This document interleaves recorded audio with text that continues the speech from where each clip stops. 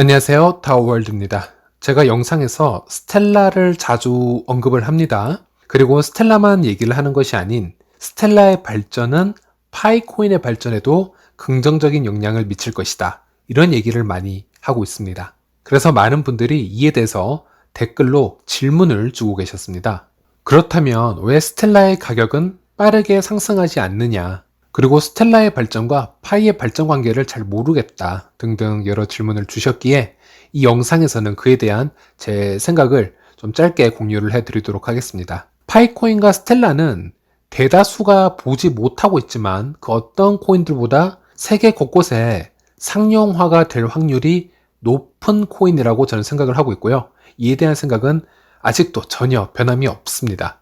어쨌든 현실은 제가 스텔라나 SCP 또는 파이코인을 다른 누군가에게 얘기를 한다 해도 생각보다 많은 분들이 이에 대해서 처음 들어본다 하시거나 잘 모르고 계시는 경우가 있습니다. 어쨌든 지금 제가 드리는 말씀은 제 주장이 다 틀렸을 수도 있기 때문에 그냥 제 생각이기 때문에 조금은 가볍게 들어주셨으면 좋겠습니다. 다들 아시다시피 파이나 스텔라 모두 SCP 알고리즘을 사용을 하고 있습니다. 여기서 SCP란 기존의 POW나 POS와는 다르게 에너지 낭비가 생긴다거나 환경 오염이 발생한다거나 과도한 투자 현상으로 중앙화가 따로 생기는 현상을 방지할 수 있는, 즉 효율성이 있어서 더 앞서갈 수 있는 합의 알고리즘이라고 생각을 하고 있습니다. 그래서 이 SCP라는 아주 유니크한 엔진을 장착한 파이의 원조격인 스텔라는 현 코인 시장에서 어느 정도의 쉐어를 행사해 나가고 있는지, 그리고 앞으로의 위치는 어떻게 변해 나갈 것인지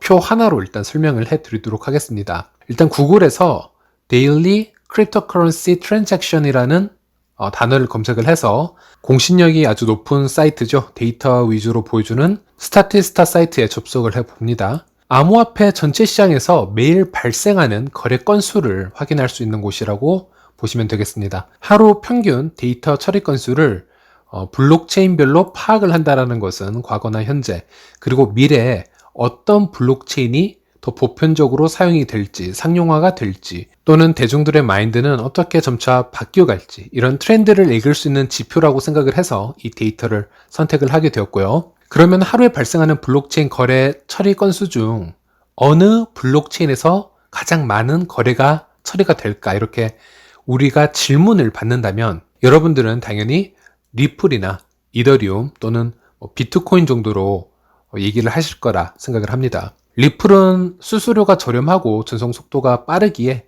투자자들이 자금을 다른 지갑으로 보낼 때 리플로 바꾸어서 거래를 진행하는 경우가 상당히 많죠. 또 이더리움은 스마트 컨트랙의 또 원조격이기 때문에 수많은 게임이나 NFT 등의 거래가 이더리움을 통해서 또 거래가 진행이 되고 있는 것을 다들 알고 계실 겁니다. 또는 비트코인을 얘기하시는 분들도 계실 텐데요. 베네수엘라 같은 나라는 비트코인을 법정화폐로 사용을 하고 있기에 이런 대표적 코인들이 가장 많이 사용이 되지 않을까 생각을 하고 계실 겁니다. 네, 사실 2020년 전까지만 해도 그 말들이 틀린 말은 아니었습니다. 자, 그럼 이번에 이 표를 한번 보여드리겠습니다.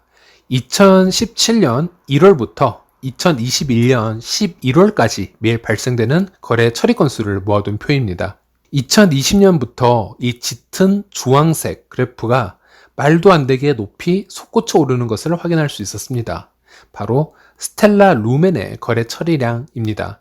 커서를 한번 올려놔 보면 그날에 발생되는 그 거래 처리 건수가 다 보이게 되는데, 예를 들어서 2021년 11월 5일에는 이더리움과 리플이 각각 100만 건 이상의 거래를 처리를 하여 2등, 3등을 다투고 있는 것을 볼 수 있었는데요. 하지만 스텔라의 거래 처리 건수는 약 700만 건수로요, 차원이 다른 그 거래량을 보여주고 있음을 확인할 수 있었습니다. 밑에 2등으로 보이는 이 녹색 그래프 라인이 바로 리플의 하루 거래 처리량입니다. 그리고 실제 이 정도 거래를 처리를 하고 있는 게 맞는지 보기 위해서 각각 스텔라와 이더리움 등 블록체인 익스플로어에 접속을 해서 확인을 해본 결과 이와 같은 데이터가 맞음이 확인이 되었고요. 오렌지 그래프, 즉 스텔라가 상승 곡선을 이루고 있는 방향성으로 보자면 미래에는 다른 타 코인과 비교를 했을 때 더 많은 격차를 보일 것으로 예상이 됩니다. 자, 여러분들은 어떻게 생각하실지 모르겠지만 저는 이 시점을 블록체인 패러다임이 조금씩 변화되는 시점으로 생각을 하고 있습니다. 비트코인이 세상에 나와서 성공적인 탈중앙화 코인에 또 가치가 있음을 10년이라는 시간에 걸쳐서 증명을 해왔고요. 최근 5년간 또 수많은 알트코인들이 나와서 나름대로 기능성을 뽐내고 있습니다. 하지만 이 모든 코인들이 살아남아 다 같이 갈 것이라는 생각을 저는 하고 있지 않습니다. 저는 상당히 심플하게 이 부분을 생각을 하고 있는데요. 인류는 결국 성공과 실패를 거듭하면서 효율성이 높은 블록체인을 사용할 수밖에 없다. 저는 이렇게 결론을 내렸습니다. 여기서 최고의 효율성이라는 것은 오버롤 평가를 얘기를 하는 것이고요. 물론 그렇다고 비트코인이 망한다라는 얘기를 드리는 건 아닙니다. 단지 미래를 예측을 해보았을 때 가장 보편적으로 사용될 블록체인에 대해서 지금 말씀을 드리고 있는 것이고요. 여기서 오버롤 평가라는 것은 한 가지 특성에만 평가되지 않고요. 전체적인 부분을 평가했을 때 가장 괜찮을 만한 블록체인, 이 정도의 뜻이 되겠네요. 스텔라는 솔라나처럼 TPS가 압도적이진 않으나 오류나 해킹 사건이 없고요. 리플보다 시장 점유율 면에서 뒤떨어졌을 수는 있으나 이미 상대적으로 리플보다 많은 노드 수를 또 가지고 있고요. 또 리플의 폐쇄형 블록체인이 아닌 오픈형 블록체인을 또 가지고 있습니다. 물론 정도의 차이가 될 수는 있지만 애매한 탈중앙 시스템의 리플은 SEC와 또 소송으로 인해서 복잡한 문제를 또 가지고 있고요. 스텔라는 상대적으로 탈중앙화가 더 잘 되어 있는 편이고요. 또 비영리 재단에서 관리를 하고 있기 때문에 이런 리스크도 상대적으로 적은 편에 속합니다. 실제 스텔라를 보시면요. 하나의 거래를 처리하기 위해서 필요한 전력은 비자 카드 거래를 위한 전력보다도 적게 든다고 합니다. 미래에 우리가 추구해야 하는 에너지 효율성 이슈들을 충분히 만족시킬 만한 수준이라고 보시면 되겠습니다. 이러다 보니 스텔라가 여러 국가 간의 리테일 CBDC 관련 옵션으로 많이 제시가 되고 있습니다.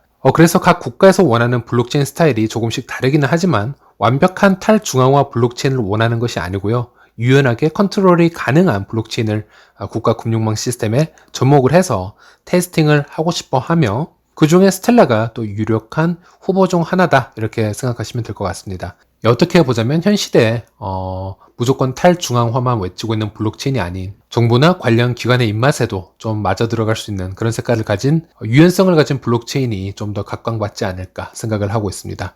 그게 바로 스텔라라는 것이죠. 그래서 미래의 스텔라의 운용도는 지금보다 훨씬 더 높아질 것이라고 예상을 하고 있고요. 그게 현실화가 된다면 세계의 대다수 인구가 스텔라 지갑과 스텔라 관련 앱을 모바일이나 PC에 설치할 것으로 예상을 하고 있습니다. 물론 이건 제 예상이고 제 소망이지만 이미 데이터를 기반으로 말씀을 드리고 있는 것입니다. 그런데 스텔라 네트워크에서 사용하고 있는 코인의 스텔라 루멘은 타 코인들에 비해 수많은 트랜잭션을 일으키고 있는데도 불구하고 가격 상승에는 비례적인 변화를 보여주지 못하고 있습니다. 그래서 많은 분들이 질문을 하십니다. 왜 스텔라 루멘은 가격이 낮은가요? 물론 수십 가지의 이유가 있을 수 있으나 그 부분을 다 말씀드릴 수는 없고요. 결국은 코인의 가격은 상승과 하락을 이해하기 위해서 스스로 공부를 더 많이 해봐야 하는 부분들이 있습니다. 제가 스텔라를 좋아하는 이유는 생태계가 안정적으로 커지고 있기 때문이고요. 정말 최악의 경우로 정말 몇 가지의 블록체인만 살아남을 수 있다면 앞으로 살아남을 몇 안 되는 블록체인 중 한 가지가 바로 스텔라가 될 것이다 이렇게 생각을 하고 있기에 안전한 투자처로 스텔라 루멘을 포트폴리오에 담고 있는 겁니다. 물론 타 코인이 10배, 100배 이렇게 상승하는 것을 보면 그에 비해서 수익성이 떨어지는 것은 당연한 걸 수도 있습니다. 반대로 생각하자면 그런 코인들은 그만큼 하락 시 또 크게 하락을 하게 됩니다. 특히나 생태계가 없는 코인들이 많죠. 또 하락 후에 회복되지 않는 경우도 많이 생깁니다. 스텔라는 그런 잡코인과는 좀 다르다고 할 수 있고요. 여러분은 그레이스케일을 아실 겁니다.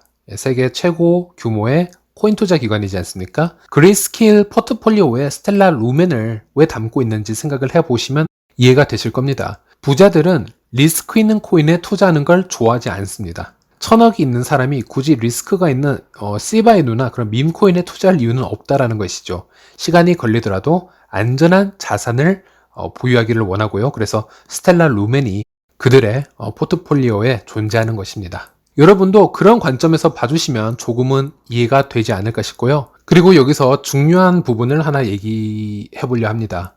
코인의 가치를 결정짓는 요소인 코인의 유통 속도라는 부분이 있습니다. 이 유통 속도는 코인의 가치와 반비례하는 성질을 가지고 있는데요. 스텔라에서는 이 계산식을 고려해 보아야 된다는 거죠. 물론 다른 요소들이 더 많을 수 있지만 이 영상에서는 이거 하나만 얘기를 해보겠습니다. 여기 보이는 이 공식은 크리스 버니스키와 우리가 잘 알고 있는 비탈릭 부테린이 얘기를 하고 있는 코인의 가격을 형성하는 계산식입니다. 여기 모두 유통 속도라는 요소가 계산식에 포함이 되어 있고요. 코인의 가치와 유통 속도는 반비례함을 확인할 수 있었습니다. 여기서 유통 속도라고 하면 쉽게 얘기를 하자면 연간 기준으로 잡을 수도 있고요. 특정 기간 동안 코인 하나가 손바뀜하는 횟수로 생각을 하시면 될 것 같습니다. 즉 코인을 홀딩하려는 의도가 높으면 당연히 유통 속도는 낮아질 것이고요. 쉽게 시장에 매도하는 현상이 생기면 유통 속도는 자연스럽게 높아지게 되겠죠. 예를 들어 여러분이 편의점이나 할인 쿠폰을 사용할 시에 적용되는 코인이 있다면 그런 소소한 상황이 발생할 때마다 여러분들은 최대한 그 코인을 사용하려고 노력을 할 것입니다. 마치 코인이 아니고요. 그냥 포인트 정도, 쿠폰 넘버 정도로 아마 취급을 할 것이고요. 있어도 그만, 없어도 그만 이렇게 취급을 하게 될 것인데 이런 현상이 일어나면은 즉 손바뀜이 아주 자주 생기게 되겠죠. 유통 속도는 증가하게 될 겁니다. 자동적으로 코인의 가치는 하락하게 되겠죠. 코인 소유자가 장기적으로 이런 코인들을 보유해야 하는 그런 심리적 이유가 없을 겁니다. 투기적 가치 판단이 없는 상황에서 높은 유통 속도의 자산은 장기적으로 가치 절상을 유지하기가 어려울 것이다. 이렇게 설명드릴 수 있겠고요. 스텔라 루멘은 정확하게 이런 현상을 보여주는 좋은 예시다. 이렇게 말씀드릴 수 있겠네요. 현재까지 스텔라 루멘은 해외 송금망을 도와주는 보조 코인 같은 의미가 컸기 때문에 사용처는 늘어날 수 있었지만 그에 반해 이 코인을 항시 보유해야 할 심리적 이유가 전혀 없으므로 급상승을 이루기가 힘들었다. 이렇게 설명할 수 있겠고요. 스텔라에 투자를 하실 분들은 이런 부분을 정확하게 파악을 하시고 아마 진입을 하셔야 후회가 없을 듯 합니다. 스텔라는 장기 우상향을 목표로 해서 투자를 하셔야 스트레스를 적게 받으실 거다. 이렇게 말씀드릴 수가 있겠고요. 이제 많은 분들이 왜 제가 그토록 스텔라 생태계의 확장성에 확신을 가지고 있는지 그리고 스텔라 투자는 대신 섣불리 하지 말라고 말씀을 드려왔는지 이해를 하실 거라 생각이 됩니다. 자, 그럼 여기서 이번엔 파이코인으로 화제를 옮겨가 보겠습니다. 일단 스텔라와 파이를 제가 떼어낼 수가 없는 게 일단 호환성을 먼저 생각해 볼 수 있습니다. 전 세계 인구가 안드로이드 폰을 다 사용을 한다면 당연히 안드로이드와 호환이 가능한 앱들이 호황을 맞을 것이고요. 만약에 반대로 iOS 앱의 사용자가 늘어난다면 애플에서만 운용이 되는 앱들이 사용이 증가할 것이라는 건 당연한 추측이 되겠죠. 그 말은 스텔라 운용이 당연하게 여겨지는 세상이 만약에 오게 된다면 유일하게 같은 프로토콜을 사용하는 파이의 사용처는 자연스럽게 더 늘어날 것이다. 이 얘기를 제가 드리는 것이고요. 그리고 이것은 저만의 생각은 아니고요. 파이 앱 개발자들과 프로그래머들과 대다수 얘기를 해봤을 때 대부분 이 의견에 동의를 하고 있었고 그들 또한 파이의 전망을 밝게 보고 있는 이유 중 하나가 파이와 스텔라의 호환성을 또 손꼽고 있었습니다. 여러분들은 작년 한 해 동안 가장 핫했던 이슈들을 정리를 해보자면 어떤 분들은 밈코인이라고 할 수 있겠고요. 또 어떤 분들은 NFT, 다오, 메타버스 등을 얘기를 하시겠지만 우리가 잊지 말아야 하는 메타가 하나 있는데요. 바로 크로스체인이나 사이드체인 같은 개념들이었습니다. 이제는 블록체인들이 서로 다른 블록체인들과 연결망을 가지기 위해서 엄청난 노력을 하고 있고요. 또 그렇지 못하면 유동성이 줄어들어서 이 블록체인 시장에서 결국 도태됨을 직감하고 있는 시대라고 생각하시면 될 것 같습니다. 예를 들어 리플조차 이더리움 블록체인 위에서 움직이기 위해서 특별한 기술을 사용해서 지금 콜라보를 하고 있는 상태지 않습니까?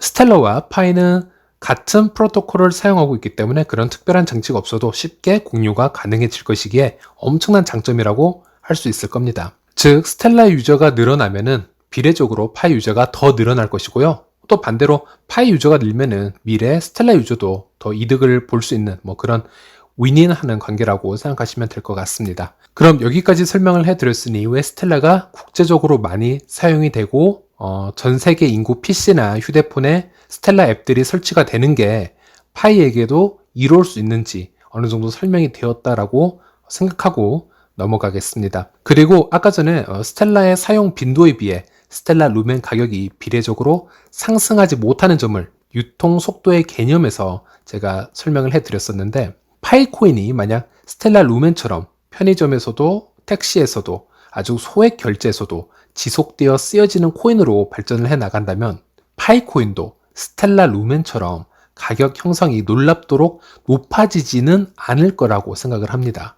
현재 파이 생태계의 성장 과정을 유심히 지켜보면요, 유통 속도를 최대화시키기 위해서 디자인이 되어 가고 있다, 여기저기서 확인할 수 있었습니다. 대부분의 아이디어 또한 생활 곳곳에, 소소한 곳에도 파이코인이 사용될 수 있도록 분위기를 몰아가주고 있습니다.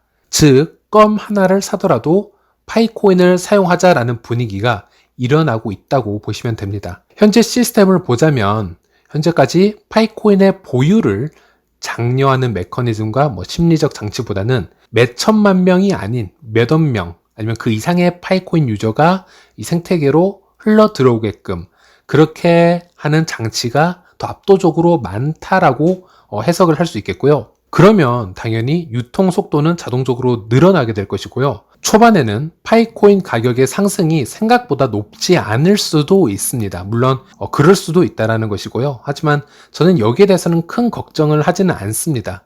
왜냐하면 파이는 생태계 확장이 지속이 될 것이고 기하급수적으로 유저 수가 늘어나서 어느 임계점에 도달하게 되면 파이코인의 수요의 양은 공급의 양을 훨씬 넘어설 거라고 저는 자신을 하고 있는데요. 물론 이 부분은 다음에 제가 다른 영상을 통해서 설명을 해드릴 것이고요. 그 후에 파이코인은 P2P 교환에서 이런 매개체 용도가 더 이상 아니게 될 겁니다. 그때부터는 파이코인은 화폐의 유통 속도를 급속도로 줄이게 될 확률이 상당히 높고요.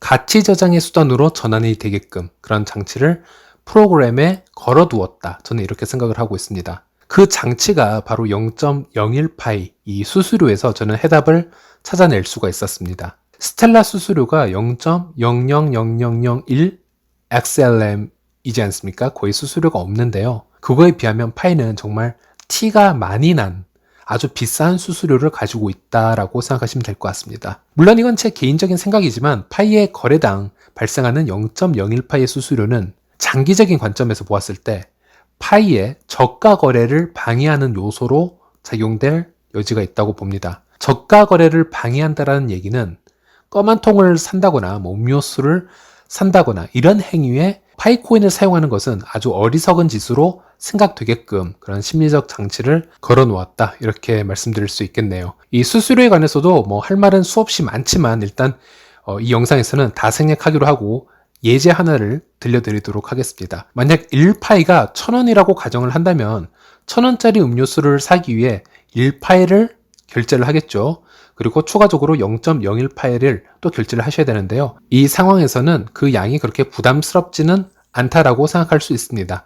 하지만 1파이가 10,000원으로 가격이 상승을 한다면 1000원짜리 음료수를 구매하기 위해서 0.1파이만 이제 결제를 하면 되는데요. 그때부터는 0.01파이가 슬슬 신경이 쓰이는 그런 비율로 바뀌게 될 겁니다. 그리고 1파이 가치가 만약에 10만 원으로 상승을 한다면 1000원짜리 음료를 사기 위해서는 0.01파이만 결제를 하면 되죠. 그런데 수수료도 똑같이 0.01파이가 되기 때문에 그 누구도 파이코인으로 소액 결제를 하지 않게 되는 그런 시기가 올 겁니다. 즉 그때부터는 유통 속도가 급속도로 낮아지게끔 설계가 되어 있고요.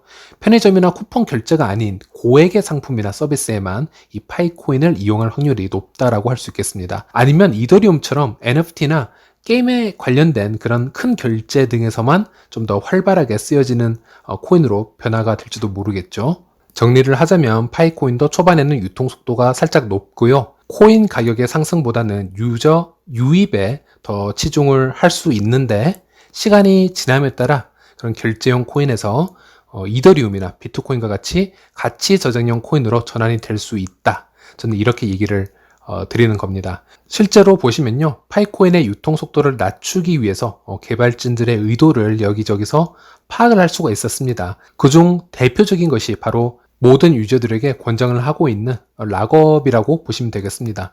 모든 파이 유저들은 시작과 동시에 락업을 선택을 할 수 있습니다. 물론 락업을 하지 않아도 되나 대다수의 유저들은 파이코인을 어느 정도 락업을 하게 될 것이고요. 그렇게 이 유통 속도를 조정을 할 수 있다는 것이죠. 그리고 미래에는 뭐 거래 수수료 소각 문제도 다시 제기가 될 수도 있고요. 아니면 다오 앱처럼 파이코인을 오랫동안 보존을 해야 뭐 참가를 할 수 있는 그런 앱이라든지 또 다른 스테이킹 앱이라든지 뭐 이런 부분도 많이 나올 수 있으나 이런 부분은 아직 확실하게 공지된 것이 없기 때문에 일단 놔두기로 하겠습니다. 그래서 파이코인은 스텔라와 흡사한 부분이 있다면 SCP라는 훌륭한 프로토콜을 지금 사용을 하고 있고요. 서로 어떤 방식이 되든 서로 윈윈하면서 유저 수를 서로 늘려나갈 희망이 보이고 있다. 상당히 긍정적으로 보인다. 저는 이렇게 요약을 할 수 있겠으며, 그럼에도 불구하고 스텔라 루멘과 파인코인의 가격이 서로 다르게 흘러나갈 수밖에 없는 이유는 스텔라 루멘은 처음부터 끝까지 포인트처럼 쉽게 쓰여지게끔 그렇게 디자인이 되어 있는 반면에 파이코인은 어느 시점에 도달했을 때는 스텔라나 리플처럼 마음대로 쉽게 거래하지 못하도록 장치가 되어 있고요. 그 이후로는 코인의 특성도 서서히 결제용 코인에서 가치 저장용 코인으로 변질될 수 있다. 저는 이렇게 말씀을 드릴 수 있겠습니다. 마지막으로 어떤 분들은 만약 파이코인이 초반에 가격 상승이 없으면 어떡하냐, 지속적으로 스텔라 루멘처럼 동정 가격으로만 형성이 되면 계속 0.018 수수료가 큰 부담이 아닐 텐데 유통 속도가 줄지 않지 않을까, 뭐 이런 얘기를 하실 수 있을 텐데요. 다음에 시간이 되면은 거기에 관한 제 다른 영상을 한번 업데이트 해 드리도록 하겠습니다. 시청해 주셔서 감사합니다.